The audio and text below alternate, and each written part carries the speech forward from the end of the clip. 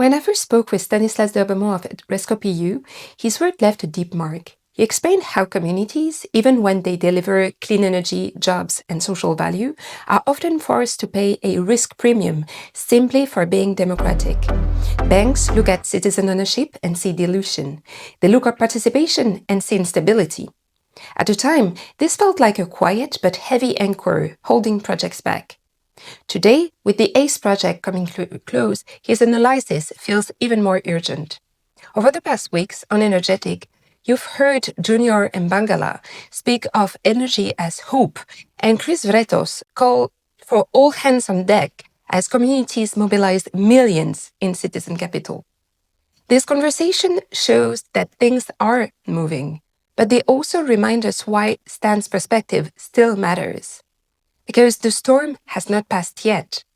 Communities still face higher costs just for choosing democracy. Public guarantees, social climate fund plans, and ethical finance can't change that tide, but only if we keep pushing. So as we gather in Brussels on 7 October for the ACE closing event, I want us to revisit Stan's voices. This episode is like the keel of the ship. It shows the barrier we need to overcome, and it helps us measure how far we've sailed. So let's listen again. Stan, I'm so happy to have you with me today. And it's such a nice follow-up with the episode we recorded with Antonia Croca a few months ago. Thank you and welcome to Energ'Ethic. Thank you for having me, Marine. And I hope I will do as well as Antonia in your wonderful podcast. And thank you very much for the kind words in the introduction. So, dig into your story first. Why development manager at REScoop.eu? What is your backstory? How did you get interested in community energy? Well, that's at the same time a very long and a very short story. The short part of the story is that when I joined the energy sector, I was given a chance by the members of REScoop.eu to join in as a team member of what was a very small secretariat at the time, already 8 years ago. And a lot of people in the cooperative movement believed in me, and I think that's why I'm still here today. The long story is when I finished university, I was trained in business administration. So I was originally an accountant, had nothing to do with energy or with community energy in general. And I got interested with my brother into a new concept that at the time was emerging called a community microgrid. A community microgrid is a technical concept that looked at a potential disconnection of a part of the grid that allowed a high penetration of renewables from the technical standpoint, leveraging ancillary services, leveraging a number of the technical services that are linked to microgrids. And what was our specific interest into that was the fact that there are certain of those microgrids that started implementing community engagement mechanisms and became community driven, meaning they looked at how to recreate a link from the infrastructure point of view to the citizens themselves, and really trace that line between what is the energy, the common parts of all our lives, and the real experiences of that energy in real citizens' lives. And at that time, I was lucky enough to have a brother who worked for EDF. And so we went on a tour of Europe, visiting more than 15 research projects and looking at how to conceptualize this community microgrid, how to make it happen in reality, both from a technical standpoint and from some would say community standpoint, a realistic economic standpoint. And so we finished that trip at the General Assembly of REScoop.eu in 2016, looking at how could cooperatives really integrate into those concepts. And so that's how then I joined REScoop.eu. And since then, I never left. I started working on energy efficiency, which is an absolutely fascinating topic. It's really the bedrock of the transition.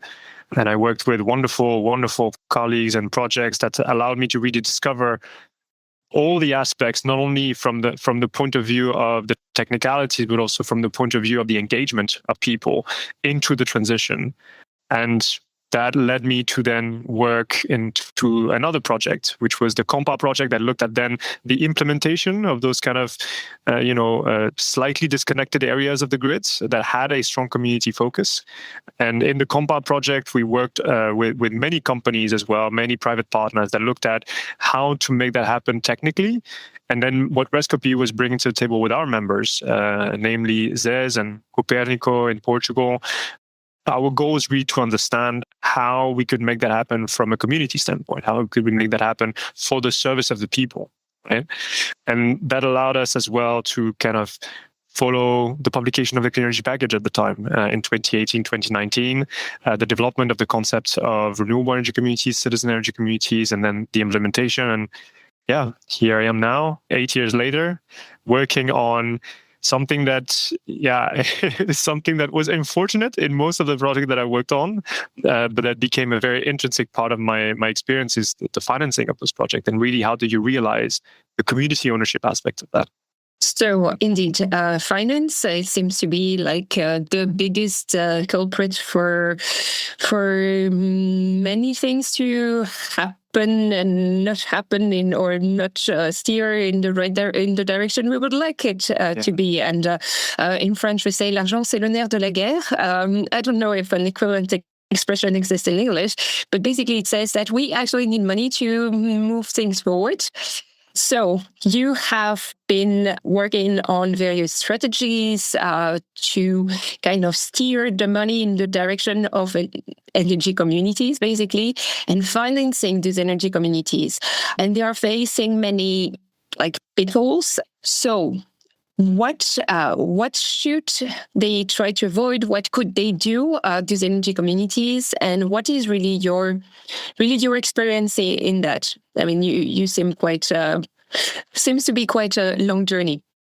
It has been quite a long journey, but I think if I can use as well another French expression, sometimes it's important to have the means of our ambitions, les moyens de nos ambitions. And so I think what was important for us as a federation was to really look at how do we concretely make that transition happen from a community standpoint. And then very quickly we started to realize, okay, the reality in the energy sector is that the money is distributed in a very interesting way, and it's not really as straightforward. Interesting, some would say. Let's say it's not as straightforward as simply in other markets where it's kind of the clients deciding. It's not really the case in the energy sector for good reasons. I think it's very important to realize that at the end of the day, energy it's a special product. It is not something that is traded the same way as, I believe, clothes, which is what you were talking to me about before we joined that podcast, or any form of other customer product. The point here for us was to understand, okay, when we invest, we make a choice. We make a choice for the world of the future. And it was important for us to understand how can we steer that choice in the direction of community energy. Energy communities in general are creating a different vision of the world that we think most of the traditional liberalized energy companies are providing right now, which is a very market-driven point of view, very based on financial incentives and optimization. And the reality is the vision behind energy communities and also behind the cooperative movement to a certain extent was to create a different type of world, a world that is actually based on what is called wonderfully in the language of the Commission, co-benefits, right? As if finance was first and then co-benefits happen on the side. But the reality is that those co-benefits are the key essence of our experience as citizens. It is our social cohesion. It is the transition to a cleaner future for our children. It is allowing for each of us to have real control over both the sources and the allocation of the energy in our lives.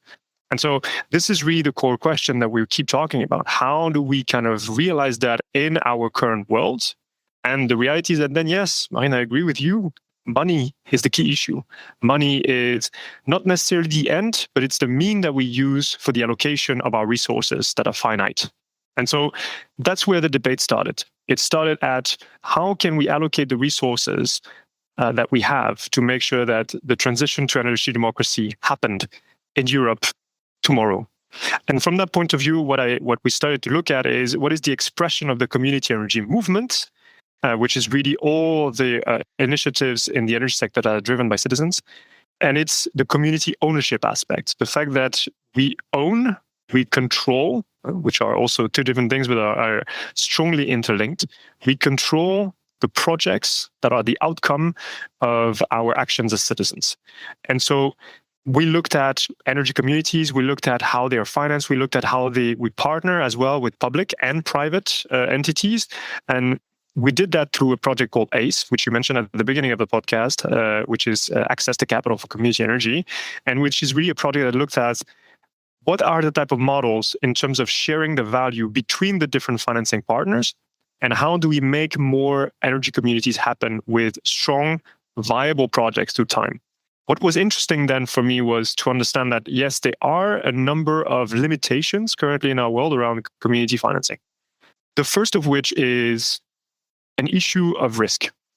As you know, most of the, let's say, structural financing players, the banks, the financial institutions, do not necessarily talk in euros, but they talk in risk. Is it a risky project? Is it not a risky project? And that's how they value really the investment that they're making.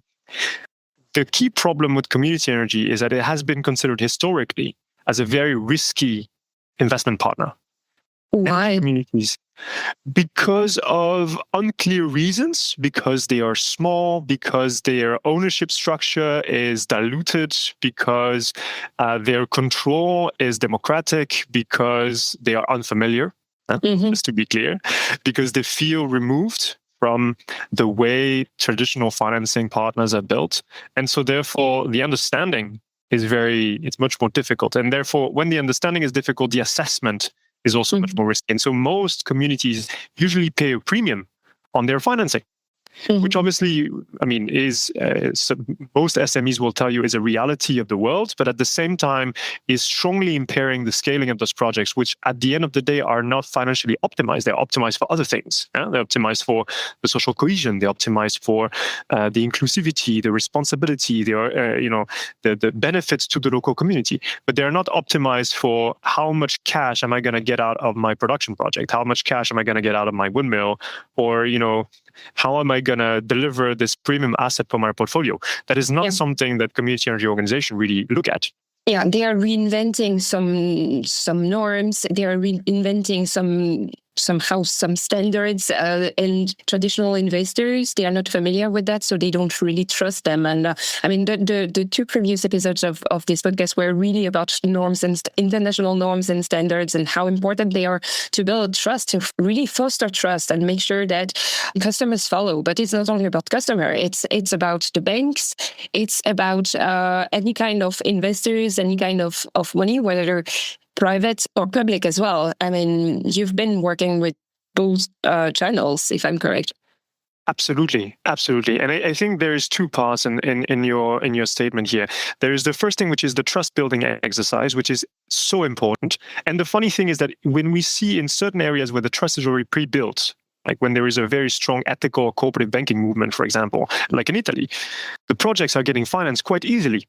But then when you go into countries like Croatia, for example, where the trust does not exist at all, it's something that feels very foreign, then suddenly it's almost impossible to finance those projects. What we see there, and it's good that you mentioned the public and the private side of finance. Obviously, to finance the transition, we will need both. We will need public investments and private financiers as well to get engaged. However, there is a very clear difference in the roles. Public finance has always been in Europe a kind of a front runner, a leader into looking at what can be done to, trigger openings either in the market or at least openings related to public policy objectives. And that's really what we see, where we see the opportunities for energy communities. We do see a lot of programs being developed for energy communities, sometimes with a good understanding, sometimes with not such a good understanding, but at least really trying to push in that direction. And we really encourage that as well. What we encourage now a little bit more, though, is that those public institutions take a much more blunt approach to the problem. It's not enough anymore to just measure the funding gap and to say, we will, add a little bit on top and hope for those initiatives to survive. It will not work because we are facing very structural problem in the financing market. We need public financiers to really take the role that is theirs and take a step forward in terms of financing those projects structurally, not only in terms of the funding gap, which is mostly grants at that moment, but also in terms of the debt, in terms of the guarantees, which are available for public institutions, for example, but are not so available for energy communities. The second part is the private financiers. And there, the debate is a little bit more complicated. Obviously, there's a trust problem. I would say that there is also an understanding problem, and that problem is from both sides. Most energy communities today are not ready to provide ESG credit guarantees, for example, for private financiers. They're not ready to really reach for those large portfolio programs. But this is changing. And one of the key things that we learned from the ACE project is that the capabilities of the movement are there. We're talking about in the last 18 months in France, Énergie Partagée invested 140 million euros in the movement. In the Netherlands, Energie Samen is currently running several funds of upwards of 200 million euros invested in the past 18 months. So we're talking about volumes that starts to be making sense for private financiers.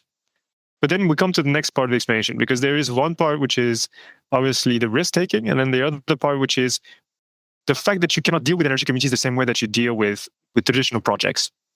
You need to understand their specific needs. Obviously, there we're talking about democratically governed and owned projects. And so the typical kind of financing timeline for a startup will not work there. We're not trying to look for angel investors that will come in and take a... Yeah, it's a venture capital, yeah. Voila, exactly. We're not talking about like the kind of, the traditional cascade of funding that you usually have in the private sector. Here, we need products that will fit into the true benefits of energy communities. And so I talked about ESGs. That's obviously one avenue that we're exploring, trying to valorize those quote unquote co-benefits to the local community, but also to the world at large. And the second part is also trying to understand how can we structure deals that will make everybody feel safe? How do we spread the value in a way that makes sense for everybody? And there, a couple of things that we experimented with are hybrid products, for example, where we have equity or a quasi-equity that acts like that, where you guarantee a certain return for private financiers. Obviously, we're talking very long term, but we are also talking about something that has a clear return and that can allow for energy communities to gather the financing that they need. The last thing that I will add is we all need to realize that there is a kind of a weird understanding in the financing world regarding the performance of certain projects. And performance is everywhere. What is my investment performance? And the problem is that most community energy projects have been placed in the high risk, high performance category, most of them. Obviously, they are not very high performance from a financial standpoint. It's clear. It's not the point either. But the problem is also that I tend to think that the quality of those investments have been heavily undervalued. Most community energy projects, most community energy organizations last very long. They are very sustainable through time. They do happen to be rather conservative in their investment profiles, but the reality is we are not building something that's going to disappear in 5 years. Huh? We're building something that's going to be here in 50 years so that our kids and our grandkids can be members of the cooperative. It's not about trying to make a quick buck. And so the point here is we think, at least from the point of view of me and my colleagues, at least that's my personal opinion, is that I think there's a need for better understanding the quality of those projects and valuing energy communities for what they are, which is a structural organization at the local level that will stay for a very long time, that will have a goal which is not crazy investments, but that will be to deliver long-term value through time. And that's something that I believe most investors should understand and appreciate better. Yeah, that's really, really so interesting, because as we more globally talk about sustainability, we think more and more about the impact of our purchase, of our, let's say, our daily actions, etc. And more the question of finance moves to the top of the agenda. There were also discussions at COP. I mean, it's becoming really one of the most exposed points, because somehow many banks are still financing fossil fuel industries and polluting businesses and so on. And we need to move beyond that for the sake of our planet, for the sake of humanity.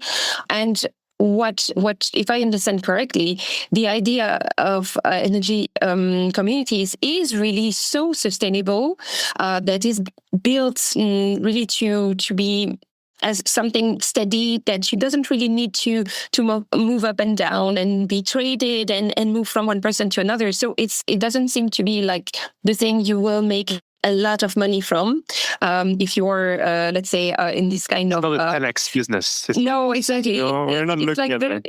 Yeah, it's I mean, I remember the film Wall Street in the 80s. It's exactly not what you would see in the portfolio of The Wolf of Wall Street, right? Because somehow it's the impact on society, on the environment is so much stronger and so much broader that actually everybody who's concerned about climate should be thinking of investing in an energy community. But the thing is, the intermediaries, so the bankers, they have cold feet, right? Yeah, it's partly that, and it's partly, I think, the financing world at the end, it looks very fast when you look at movies, but the reality is that it's very slow in the background. Right? It's those gigantic organizations that move very slowly. And our understanding is that it's normal. It's not a problem. It's not a criticism. It's just it's a normal thing. Today, we see more and more customers of banks asking for those green investments. The reality is that the highest performing investments are the ones that have high ESG ratings, the ones that actually are quote unquote green. We see popping up, different types of investment portfolios claiming high quality green. The problem is the greenwashing.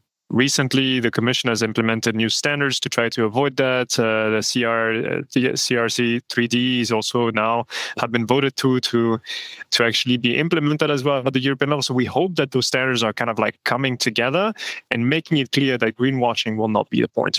But obviously, if you want to take advantage of things, you can always take advantage of things. What we're looking for here, and that's really the message that for me is important, and that's what I hear from you as well, Marine, is let's be responsible. Let's be responsible. At the end of the day, the customers want it. Definitely, 100%. Most of them are co-financing the investment of the of the bank in there. Just to be clear, they are also members. They're putting their own money on the line. So the question here is, let's take a stance together, and that's really that. And not only because we are an ethical bank, or because we, but because we believe that we can make a better future tomorrow. That's really the point. And I think it will become a reality. Granted, I'm an optimist at heart, but I do believe that at some point the tide will turn, and we will see heavy investment in energy communities, in those kind of high impact qualitative projects that will bring value to the local community. Not because it's going to be the new El Dorado, but because this is the right thing to do. And because at the end of the day, we all need to live together. And so we need to put our money where our mouth is. That's really the main point. That's really something you've been advocating for, the concept of citizens' property in the energy sector. And how would you define it for somebody who's hearing that term for the first time? And because one of the most interesting things I think about this kind of citizens' property approach is that you manage to uncouple financial investments and financial structures from the governance. So how does that work in practice? Right. So, I mean, for us, and just citizen property, or community ownership, as we call it, is really structured around, as you said, separating the governance right from the financing right. And that idea that it doesn't really matter how much you are willing or able to invest. What matters is that you're invested and that you're part of the community. The operationalization of that is really through usually concepts of one member, one vote, or governance by college, depending however you prefer to implement it in your country as well. And it looks at a way of collective decision that does not rely on the amount of money that you invested, but rather on the fact that you want to be part of the group and the decision together. Mind you, it doesn't mean that the formal amount that you invested is not rewarded from a financial standpoint to the level that you invested. And so if I invest 100 euro and my neighbor invests 1,000 euro, at the end of the day, if we distribute dividends for 2, 3, 4%, which is typical in the cooperative movement and in most of the energy communities that we know in Europe, you will get 4% of 1,000 euro. You will not get 4% of 100, just to be clear. But at the end of the day, we get the same rights to decide, should we distribute this money or should we keep it in the business to make sure that we can continue having projects? And so that's really where, at the end of the day, it's very simple. It's not rocket science, something that happened forever. The other thing as well that I find it interesting is the interface of that with, the typical private finance of, well, but, I need to make sure that my return is here. Yeah? If I'm a professional investor, I need to make sure that my return is here. And at the end of the day, nothing wrong with that. You if it's your job to make sure that money is actually working, then it's understandable that you want a clear return. You can still do that through those hybrid models where, for example, in Italy right now, there is a product that you can get as an investor that will allow you to guarantee a certain level of return, minus the risk, obviously, which is linked not to the fact that you are a member of the community, but rather that you are a investment support. So it's a different category of share. You don't necessarily get the governance rights, just like the rest of the community, because at the end of the day, you're not part of the community, but you get veto rights and controlling rights on the distribution of the dividends, allowing you to guarantee your return long term.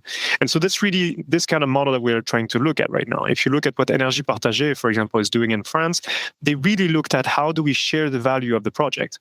Obviously, we need to reward all the actors. It's not to say, community actors need to get all the value. No, obviously we should get some value because the community is the prime holder of the project, both in terms of the ownership and in terms of also bearing the consequence of the existence of the energy project. But it's obviously everybody should get a share: municipality, the financiers, the operators, developers. And so really then the conversation of co-development becomes very interesting of saying, okay, how do we ensure that everybody can have a safe business model? How can we ensure that everybody gets the right value, but we all have the same understanding?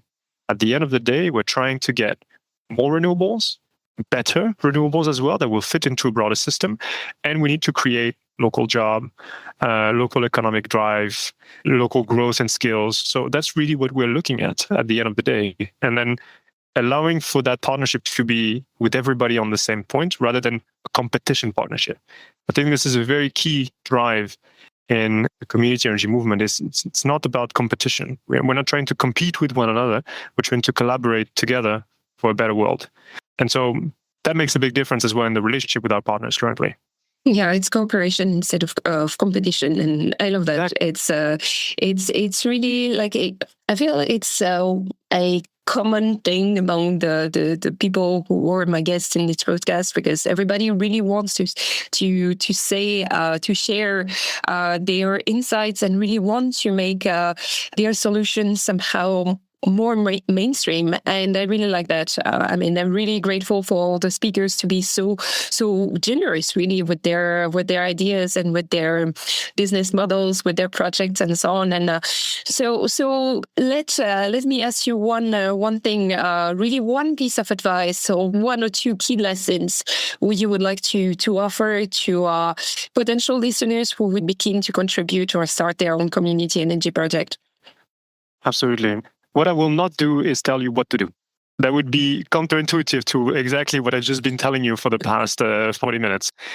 What I will tell you is what was my experience here in Brussels when we built the first citizen energy community in Brussels called Brupower. And when we built that community, we started in a very difficult context. Brussels has a very high energy poverty rate. Our buildings are very poorly renovated. Our energy market is terrible, with only 2 suppliers available, one being Total, one being Engie. So I can tell you it's not amazing. Not to say that they're doing a bad job, just to say that there's not a lot of choice. And so when we started, we took on something that people told us was impossible: to build an energy community and to do that with people in a place where there's a high rate of poverty. And the reality now, as we are about to launch our first project, it's actually going to be put into operation next Monday, is that it is true, actually. It was a lot harder than we thought. So just the first advice is, one, it's going to be a lot harder than you thought. Absolutely. And you should always listen to the people that are telling you, be careful, be careful. It's very hard. It's complicated. You should listen to your banker. Yes, he's potentially right to say that your project is difficult. But at the same time, you should always listen as well to your partners, to the people around you, to your community that is telling you this is too important to give up. And I think that's really what is the main message here, is at the end of the day, we all have a choice to make. Whoever it is, maybe a financier, maybe a community member, maybe we all have a choice to make, and we have to make that choice together. So we have to drive in the right direction. I think one of the interactions that really left an imprint in my mind was when we did our first fundraising round. And we were raising a very significant amount of money for us. We were raising 400,000 euros. And we didn't think that we were going to make it, because at the end of the day, we did 6 months, nothing really happened. People started telling us we did too much. And then we received a single-time investment of 20,000 euros for a single person, which to me is enormous. 20,000 euros is incredible. So at the beginning, my first reaction was, oh, this is a mistake. So I'm going to write to that person and let them know that they made a mistake. And also, 1 or 2 extra zero. Voila, that's it. You probably made 1 0 extra or 2.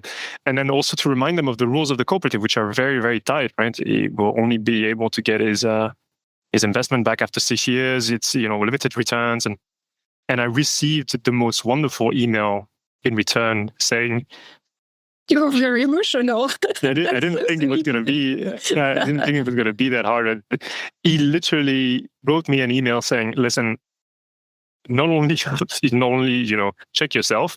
You need to know that I actually wanted to put 20,000 euros. I checked my amounts before saying send, which is okay. And the second part was, we think that you're going to do great things with this money, and we really believe in what you're doing. And at the end of the day, that's important enough for us to do." It's not that we don't need that money, but we do believe that at the end of the day, you will do what you said you will do, and that we will see that money back, and that, whatever the return, we invested in the right thing. We invested in the future of our children. And I think this answer, which was very simple at the end of the day, is just, no, I made an investment. I know what I'm doing. I am capable of making a financial analysis.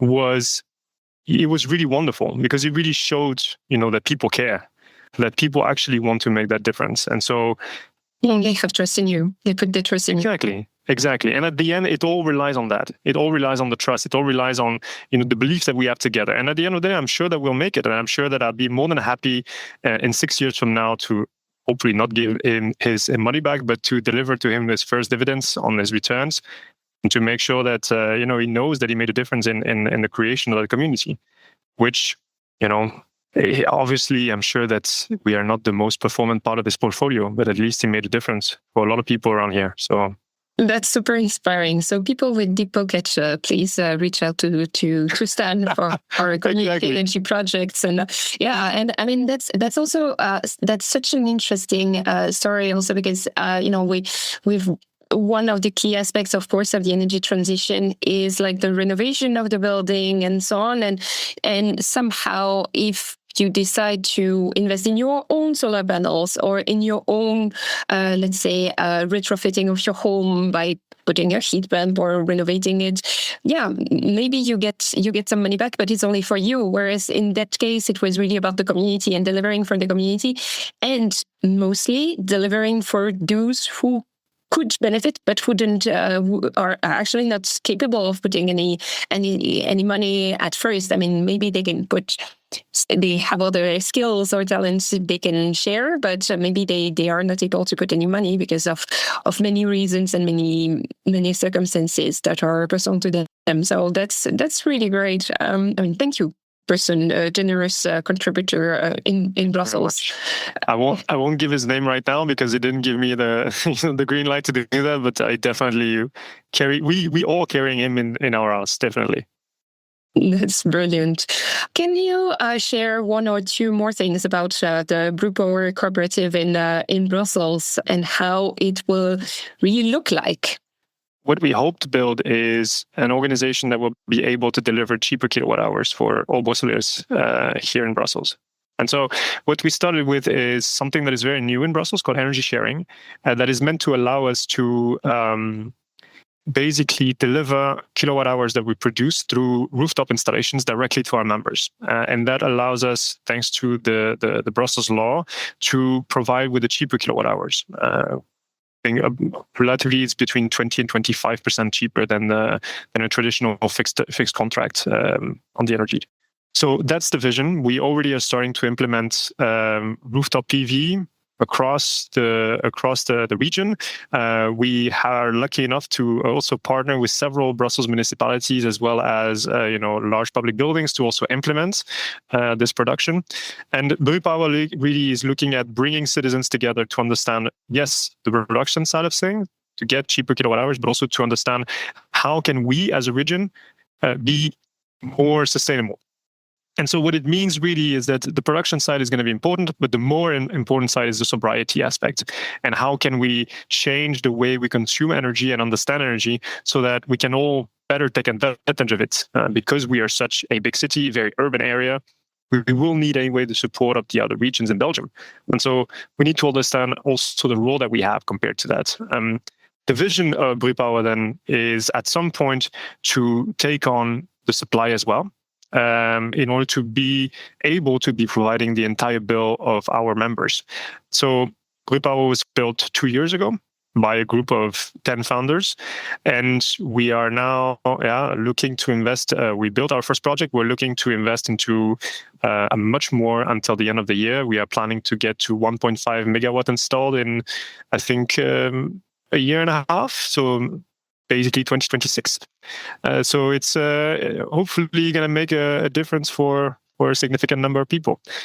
You can join the cooperative very easily. We decided by design to make the share very low. So we have a €50 share, which granted is a lot for some people, but is considerably lower than most cooperatives in Belgium. And we also offer the opportunity for people then to join into different, information activities to better understand the energy sector, better understand also the energy bill, which is very complex here in Brussels. So that's basically the project. On the face of it, rather simple. That's great. Thank you so much for all those insights, Stan. And yes, that really sounds very exciting for Brussels. And I mean, I'm not talking about Brussels EU policy making, but really Brussels, like Brussels people who are really, for once, it's lovely to hear a direct communication between those two words, because we talked about really like EU policy and the many facets of the EU policies, and now we can how we can actually deliver for the people, and that's really super inspiring, because for once the EU bubble is speaking to Brussels, to the Seneca, and that's really so nice and so empowering. Thank you so much, Stan. No, with pleasure. And I think one thing that I might add as well, for the people that are in the finance world and want to look at something that works, I recommend that you go and take a look at what Bruxelles Finance and Invest has been doing here in Brussels, because they helped us significantly with Brewpower. It's also one of the mechanisms that we're looking into with ACE. And it's a fantastic mechanism, both in terms of the equity investment, in terms of the debt investment as well, or the debt provision. So great job to them. They also helped us significantly as well. And, I think strangely enough, we are very lucky, obviously, to be in Brussels because of all the great people and the bubble and so on and so forth. We have a wealth of knowledge and understanding that is also coming to us in the cooperative. But we're also very lucky on the fact that, you've been to Brussels, Marine. You lived here for quite a while. It's at the end of the day, it's a village, and maybe sometime we are a bit too focused on the outside, and it feels good to also focus on ourselves a little bit. Thank you so much, Dan. Thank you for your generosity and for all those really interesting tips. And as you said, the energy community and energy citizenship is only at its beginning. So let's keep on being inspired by practice like Brewpower and like models like Brewpower. So thank you so much. Thank you for tuning in to another episode of Energ'Ethic. It's been a pleasure diving deep into the world of sustainability and the just energy transition with some of the most forward-thinking mouths out there. I'm Maureen Cornelis, your host from policy consultancy Next Energy Consumer, and it's been an incredible journey growing this podcast together with you, our knowledgeable and passionate listeners. Since 2021, we've shared countless stories, insights, and ideas over more than 40 episodes. And it's all thanks to your support and enthusiasm. If you enjoyed our journey so far and want to help us keep the conversation going, why not support us on Patreon? Every bit helps us bring more inspiring content your way. Check out the show notes for the link. And hey, If you're a part of an organization that shares our passion for a sustainable and inclusive energy future, we're excited to explore sponsorship opportunities with you. It's a fantastic way to connect with a dedicated audience and make an even bigger impact together. Shout out to the fantastic Igor Mikhailovich from Podcast Media Factory for his incredible sound design work, making every episode a joy to listen to. If you haven't already, make sure to subscribe to Energ'Ethic on your favorite podcast platform. And if you think a friend or a colleague could benefit from our episode, we'd love for you to spread the word. It helps us grow and keep the energy transition conversation alive. Sharing is caring. Follow us on Twitter and LinkedIn to stay engaged and update on all things Energ'Ethic. Thanks once again for lending your ears. Until next time.